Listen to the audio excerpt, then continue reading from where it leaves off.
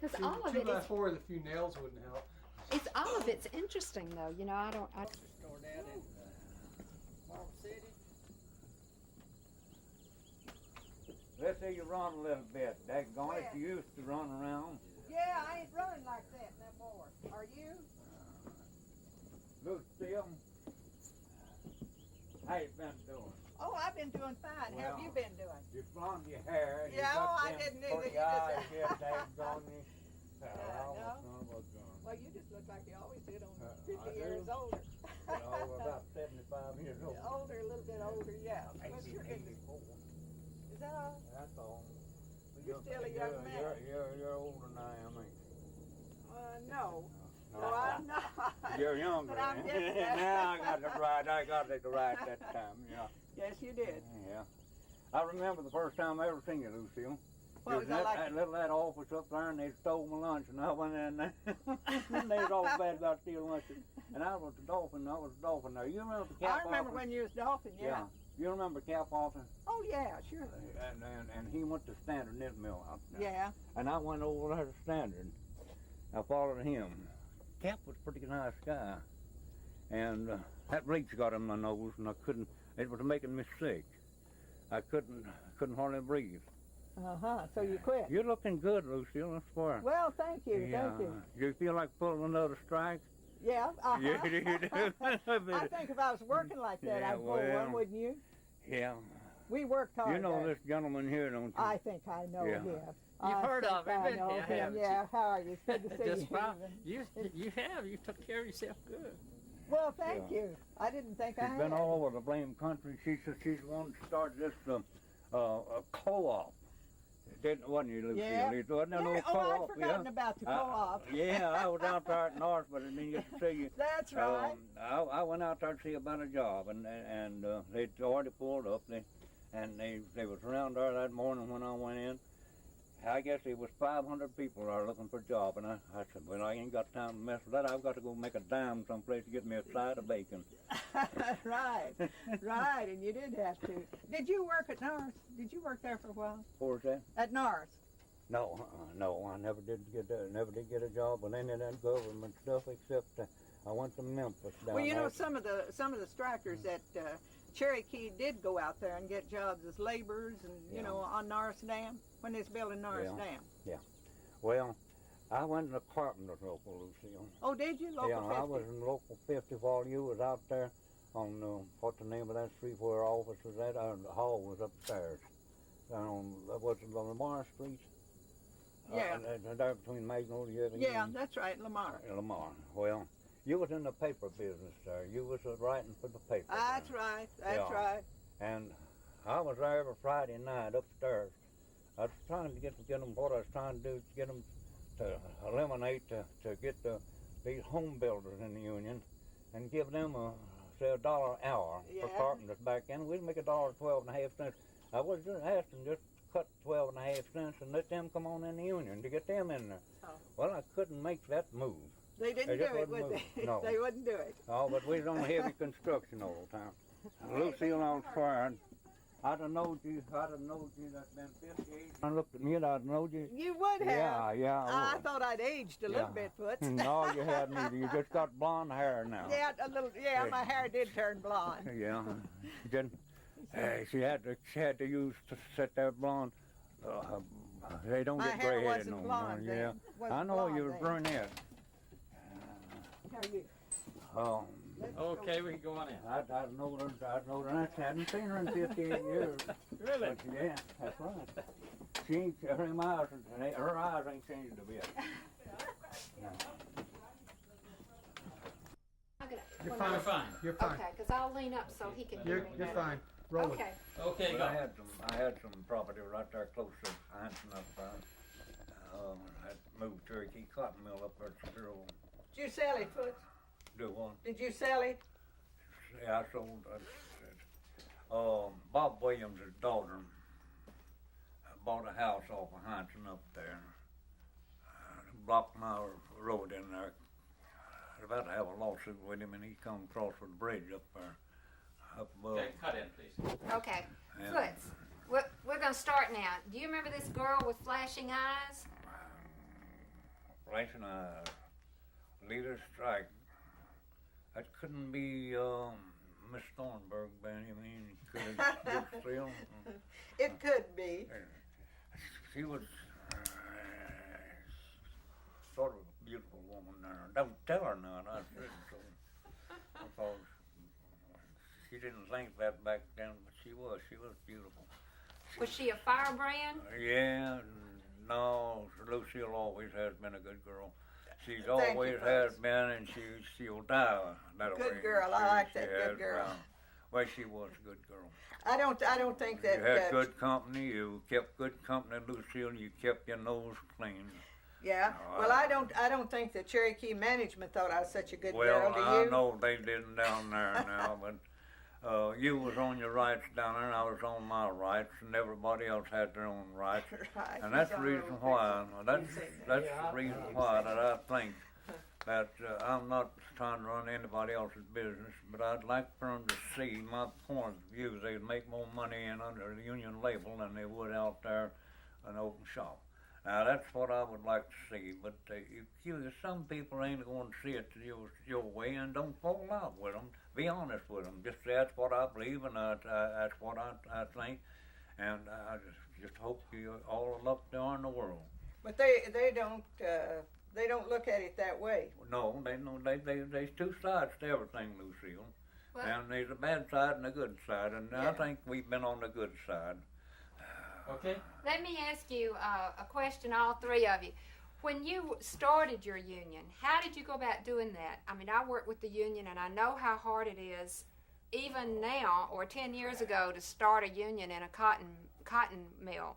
That's one of the hardest places to organize that you can find. But you Well- had a good union. Tell me how y'all got your union started. Well, when we first started there, none of us, of course, knew anything about a union. But I think we used fairly good judgment in the way that we organized it, because we had us a leader and where we could have a committee in each department. See, there wasn't time. I was a winding machine operator, and I didn't have any time to go back in the spinning room and talk to the people back there, or to the card room, the weave shop, or any of those places. So you had to have a person that was working in that department to do the organizing in there. And that's the way we got them. You know, we had several of those weavers from North Carolina, Yeah. and they helped us a lot. But you couldn't, well, you've been in the mills, you know that you couldn't leave your machine when you're working on piecework. You can't leave your machine to go talk to somebody about joining the union. So it had to be after work, on the lunch break, or doing it by department. So we did it by department, really. How long did it take you to get your union started? Oh, we weren't more than 5 weeks. 5 weeks, yeah. Yeah. 5 weeks we had it going. 5 weeks we Yeah. had 80% of them in 5 weeks. We sure did. Yeah, we had 80% of them. I think that was darn good. As I say, we didn't have a chance inside, but I was making it a point to visit the people at night. Yeah, And, we had those night committees that yeah. went around at night. What did the But, night committees do? We done a lot of talking there at night, and you get acquainted with the family. Went to their homes, Yeah, right? that's the backbone of the whole thing. Daddy's a union man if he's got kids. They like to call Daddy a union man. And it's proud, too, to be called a union man. Well, Foots, don't you think most of that organized and went on in the restroom?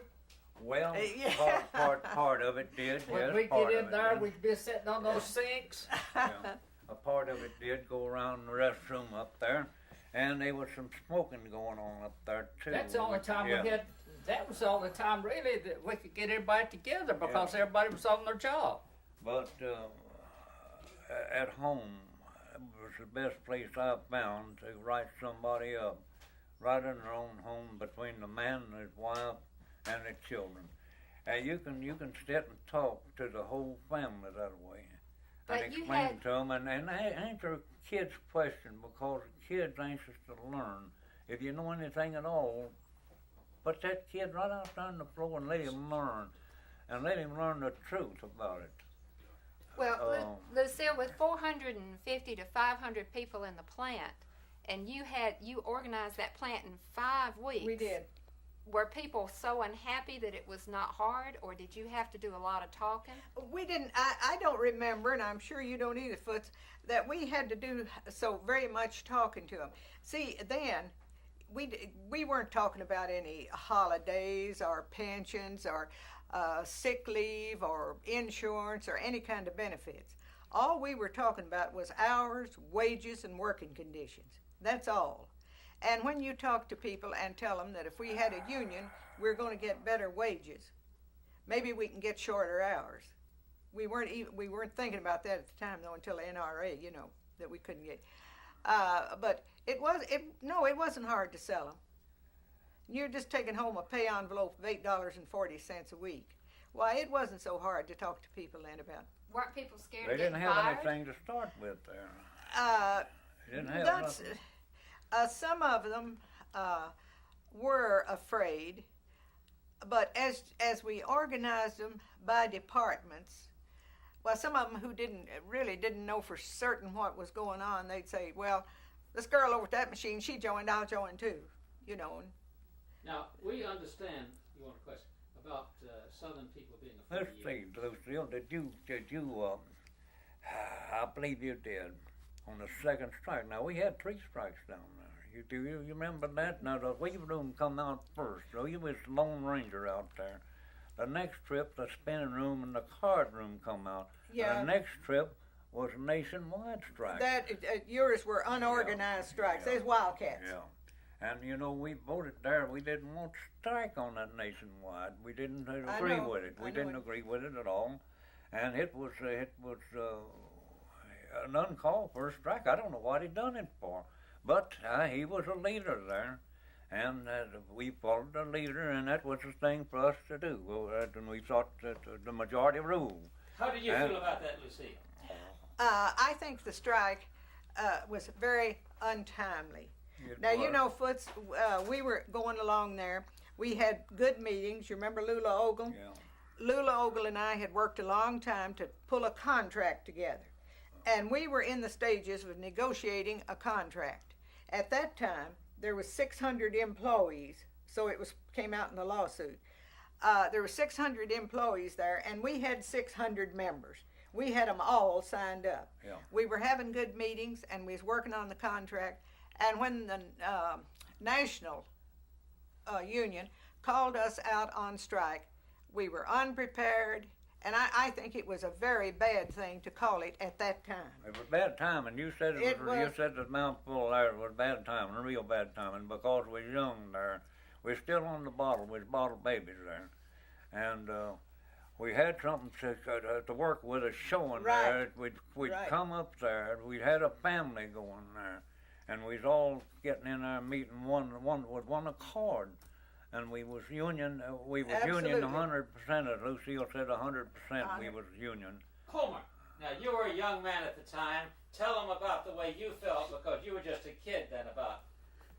Well, when we started organizing, or when the mill began to organize, the best I remember, we'd be in the restroom, because we had a big restroom, and the sinks, that's the only place we had to wash our hands or whatever. Sometimes there'd be 25 people in there, and that's the only time that everybody'd be talking. And that's the only time that I remember. Of course, nobody ever said anything to me about not signing to be a union member, because our bosses didn't pay attention to it in the weave shop. That's right. Because what we did, they didn't know anything about it. They didn't want to know, I don't think. And Well, how did you feel about the strike? What made you walk out? I went out because everybody else did. That's right, a lot of Because them I did. walked off, left my job just like the older people did, because I thought they knew they were guiding us. And you The had younger- that much faith in the union? Were you a union man? I didn't know that much about a union. My dad had been a union man all my life, I guess. But he didn't never discuss his work when he come home. So I don't know really much about the union period. But No. back then, everybody wanted more money. Ask But- about the question about we understand that a lot of Southern people Okay. supposedly didn't care about union, and yet you got all those people organized. Right. The amazing thing to me is you had 100% organized, and that's hard to do even today. That's Sure been is. hard to do ever since I've known anything about unions. In the South, Southern people are afraid of unions. They don't know anything about unions. They hear a lot of things about how the union will make the plant close down. How were you able to get that infant union, that bottle baby of yours, up to 100%? It's just by talking, and as he says, you did yours in the restroom. We did a lot of it around the water fountain. Yeah, but in your department it was so much different from ours Right. because I have known your boss for many years, and I never did like him. Period. From the time I was hard to Emmett We Hickam didn't fired me the first time. We didn't need But in the weave shop, I don't think any of us had anything to worry about because if we got more money, they got more money, and we had our bosses didn't come from Knoxville; they come from the New England states. You Yeah. didn't think you'd be fired for walking out? That ever come to your mind? Do you think a lot of the people that walked out on that strike were not scared of being fired? I think the biggest thing that the people that went back was worried that they would lose their home, or they couldn't feed their kids, or something. Of course, I didn't have any. I had a wife, but I had a brother-in-law who was at the grocery store, and I knew I could make enough money to get by on, I guess, because when I went in the union, I was supposed to go by the rules, and that's what I was doing, and that's what I did do. You were following the leadership. But you were asking there if they were afraid to join the union. I think they thought we must have been better organizers than we thought we were. You know, when we really explained to them that if they joined the union, they'd get better wages, working conditions, and possibly shorter hours. All right, we sold them on that, and when they came out on strike, they were certain we were going to win. We all were. I thought we would win. See, none of us were educated union-wise by any means. We were the most ignorant group of people, I guess, that ever come out that didn't know anything about unions at all. And we thought we were going to win. We were just certain that we were going to win that strike because that's what the national office had told us, that if everybody comes out, we'll close the mills down and we're going to win this strike. Now, And we thought we'd win it. how did that information get to you from the national office? Tell her. Oh, how did we get the information? How did you get that from- Letters. We got letters every day, and they sent us flyers of all kinds. And we'd hear stories from them about how they were winning in other places, you know, and how we could win. Did And- you go to a convention where We didn't Gorman know talked to about you about the strategy of the strike? Mm-hmm. What did he tell you about the strategy? Oh, he told us. He gave us little.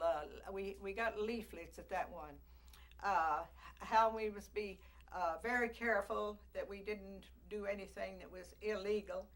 I think there was a few little illegalities went on, don't you? Well, there was some deals there that I didn't like, some deals, and there was other stuff going on inside there that was carried backwards and forwards, what I call ratting on them.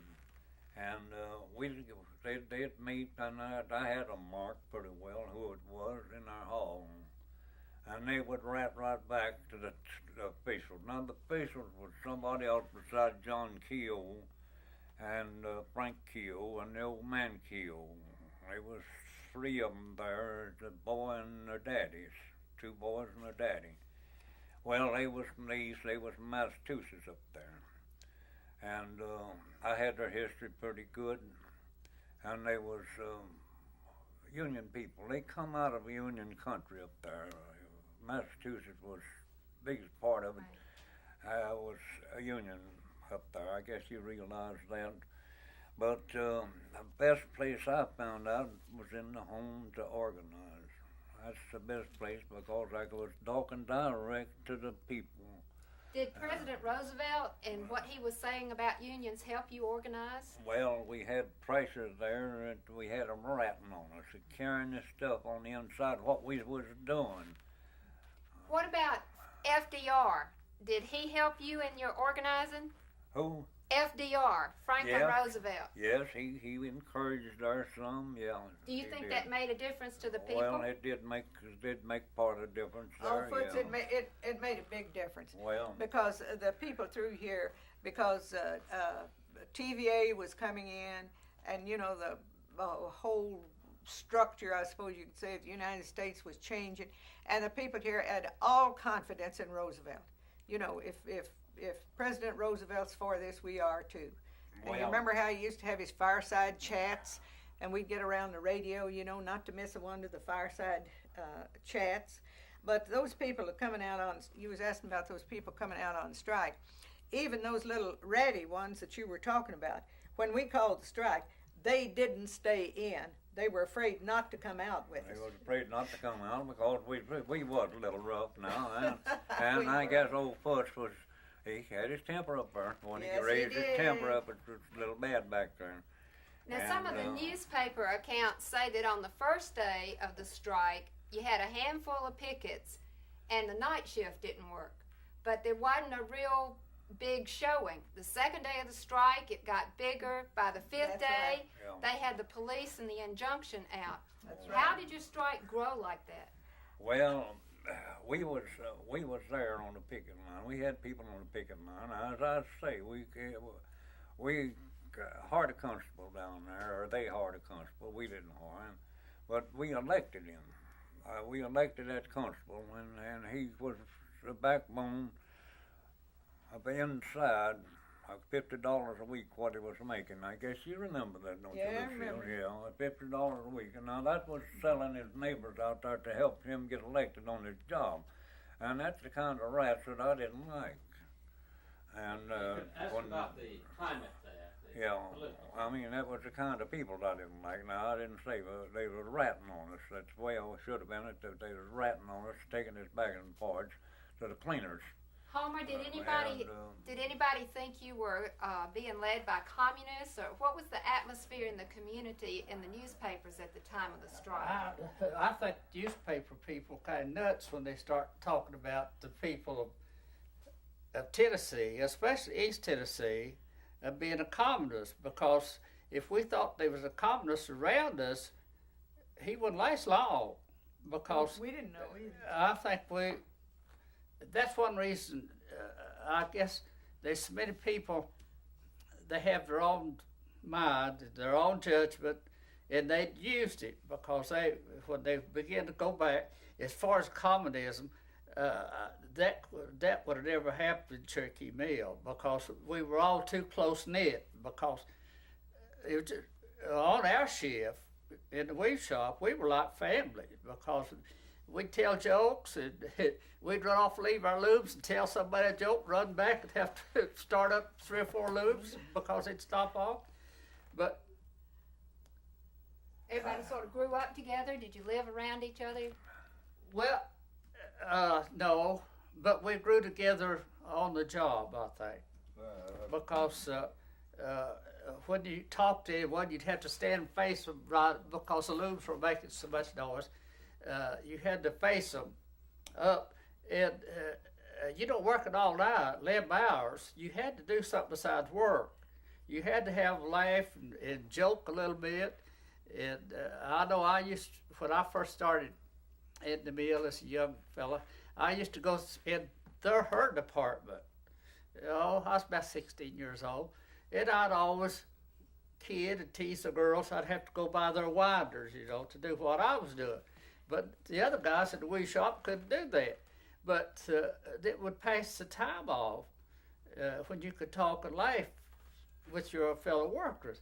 And I think that was the reason that we were all so close. Lucille, talk about this business because the papers were full of communist accusations at that time. Oh, they were. You just They- mentioned the papers were. Oh, Well, No, Lucille. talking about it was in the papers all the time. And this place, and particularly Highlander, Oh, Highlander was written up all the time as being communist. But our people didn't, they might have wondered what it was, but they didn't worry much about it. Of course, the papers accused me of being a communist. And I don't know, when I think back at it now, maybe I was, because I certainly didn't know what a communist was. You know, nobody had talked about that. And you must remember that we were so uneducated at that time. And we were so tied up in our strike that we didn't, the communism thing didn't scare us much. We just didn't pay attention to it. We were so wrapped up in what we were doing that we didn't. What about the reports that were in the papers at the time about violence in Honey Path, South Carolina, and in the other towns around with this same strike? Did you feel like that scared people? Did that set an atmosphere in the community and the businesses of this, that you were betraying? Oh, it would come out in the paper. And of course, one thing, too, I bet you all both remember this. The churches were against us. Now, that was a bigger threat to us than communism or anything else that could come down the road. Because the preachers, particularly in the smaller churches, I don't know whether they didn't, well, I think they did all around, were talking about what terrible people we were. You remember that, Foots, how the churches I were remember against something on that line, Lucille, but as far as communists is concerned, if I wanted to fight somebody, I'd start propaganda, and it'd be a lie. And you get that lie started out there, and then you got some people, you got them on both sides. You've got a propaganda lie going there that there's no communist no place in the country. Just because they had a co-op out there, it didn't make it communist out there. It was a co-op to sort of split up there to get stuff cheaper done, and so they could afford it, buying lots like that. But now that's where your communists started from, right out there at Norris Dam, because they had a co-op out there. And at Highlander. Yeah, that's exactly where it started from. And Lucy, it's propaganda. That's what they wanted. They wanted propaganda there to fight with. And as I said before, I think I said yesterday, you don't have to explain to a friend. Don't try to explain to an enemy. He wouldn't leave you no way. Lucy, A friend will understand. Could you tell us about this place where we're meeting?